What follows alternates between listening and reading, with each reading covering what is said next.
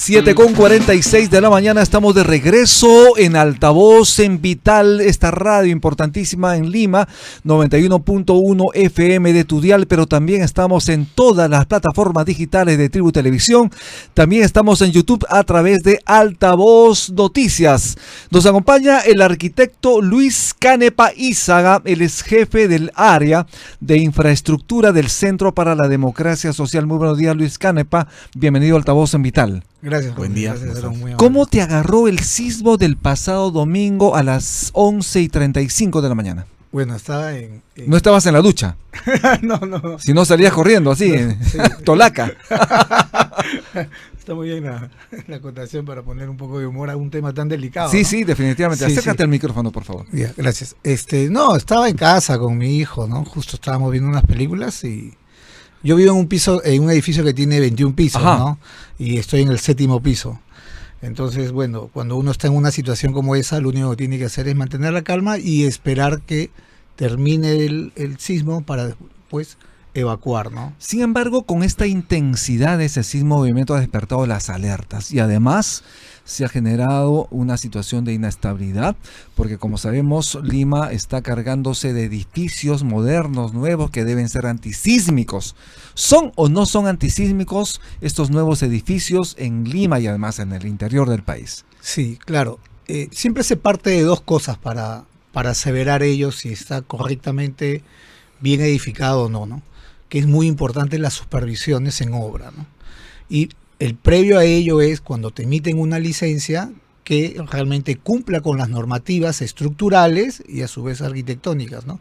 Que dentro de esa parte de arquitectura hay otra especialidad que es de defensa civil. Exacto. Entonces, que es muy importante y no se debe subestimar en aplicar las normas de defensa civil, ¿no? Por lo menos si es que la gente hace autoconstrucción, que en Lima hay mucha autoconstrucción y no edifican ni siquiera teniendo las mínimas normas estructurales, pero yo creo que sí por lo menos deben tener siquiera el criterio para poder tener bien edificado algo respecto a normas de defensa civil. La autoconstrucción es también responsabilidad de las municipalidades, digamos, ¿hay corrupción ahí?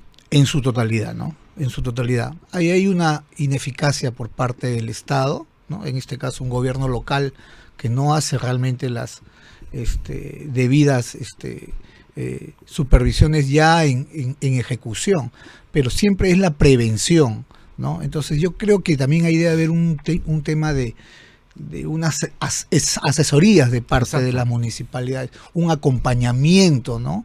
Porque no todos tienen la capacidad económica para poder contratar quizás un arquitecto o un ingeniero para que puedan llevar y encaminar bien sus proyectos, ¿no? Lamentablemente una persona murió el día del sismo debido a que una pared se cayó. Él estaba en una mototaxi, ¿no? Estamos hablando de un mototaxista. Esto pudo haberse evitado, obviamente. Completamente. Pero estamos hablando de un muro que estaba construido con ladrillo pandereta. Correcto. Digamos, ¿la utilización de este tipo de ladrillo es el más adecuado para las construcciones modernas? No debe ni existir. No debe existir No pandereta. debe existir. Así ¿Pero por qué lo tajantemente. venden? Es un tema de informalidad en el país.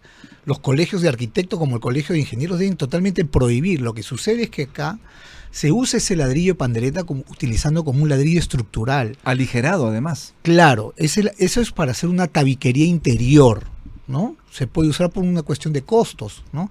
Pero eso no puede existir para hacer un muro, en este caso, un muro portante. Voy a explicarlo solamente en un minuto esto, claro, porque claro. Esto es importante que la gente lo entienda, ¿no? De una vez. Hay dos sistemas constructivos, el sistema porticado y el sistema confinado. ¿Cuáles son las diferencias de uno con el otro? El sistema confinado es el que uno ve muy comúnmente, donde primero uno planta las columnas, ¿no? Elabora las columnas y después elabora el muro y por último basea las columnas con el muro amarrado. Ese es un sistema confinado porque confina el muro. Entonces el muro se sostiene porque está amarrado sobre las dos columnas y a su vez con la viga que viene encima. Es importante columnas y vigas. Claro. Tienen que ser fuertes. Claro. Con buen fierro, con buen cemento. Claro, esa cuantía de acero y de concreto te sale de acuerdo a un cálculo estructural que uno hace. Pero lo importante acá es de que esa pared tiene que estar amarrada, tiene que estar confinada. Ese es un sistema confinado. Y al último se pone la losa y se hace el vaciado. Pero en el sistema porticado no, es cuando vemos, por decirle, un Saga Falabella, ¿no? Por decir una construcción así para que la gente entienda.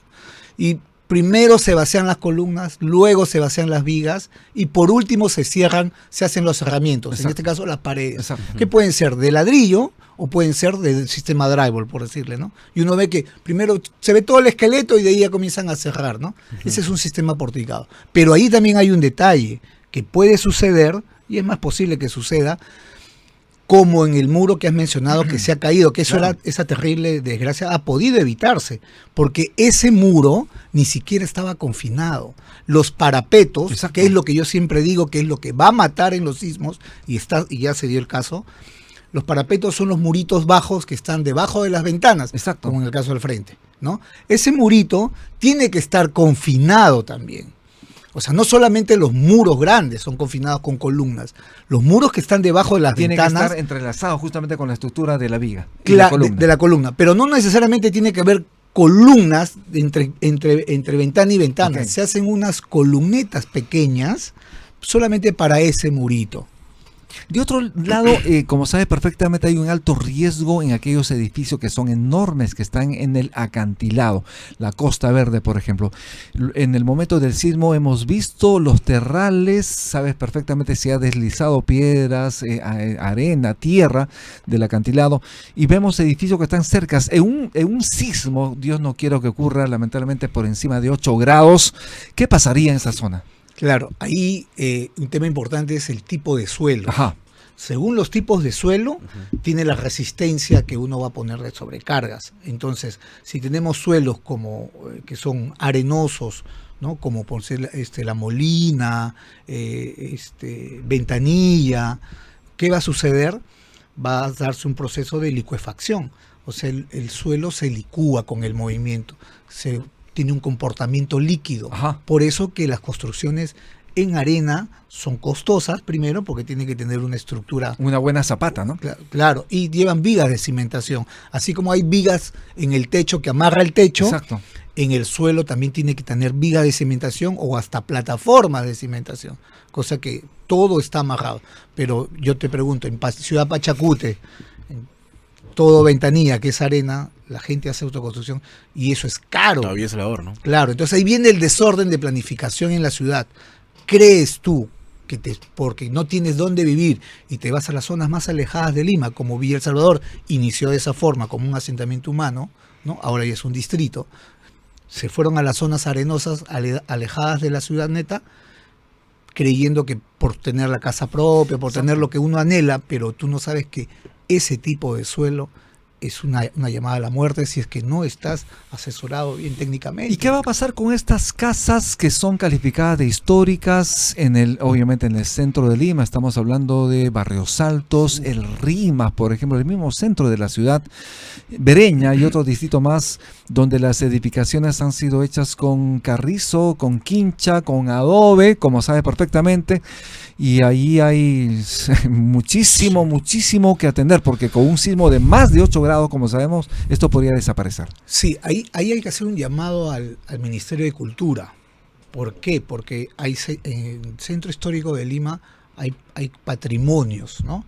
O hay casonas que están denominadas patrimonio y no se pueden... Están cayéndose y son patrimonio, lamentablemente, y no Sí, se hace y absolutamente no se pueden nada. intervenir. Exacto. Porque el Ministerio de Cultura, bueno, ahí hay unas normativas, pero yo creo que se debe reevaluar ello, porque hay algunas que ya están pues en situación deplorable, y si hay una evaluación por parte de Defensa Civil, si eso se tendría que o restaurar, o de repente ya hay casos que se podrían demoler, ¿no?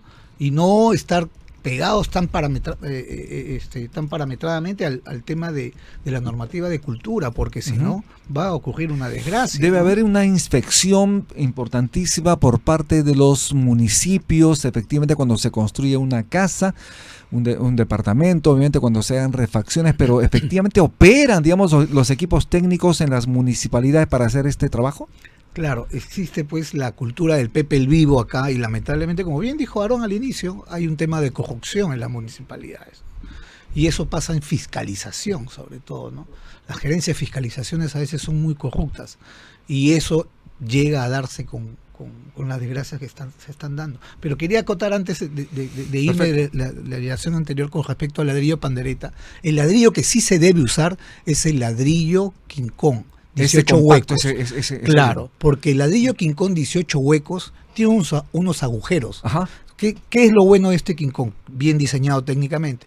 Que en esos alvéolos, cuando uno pone la mezcla, ingresa la mezcla en esos dientes. Ingresa el cemento. Ingresa el concreto hacia esos alvéolos. Entonces sí lo fija, me dejo entender. En cambio en el ladrillo pandereta, solamente la mezcla está encima y eso se desliza, ¿no? Con el movimiento.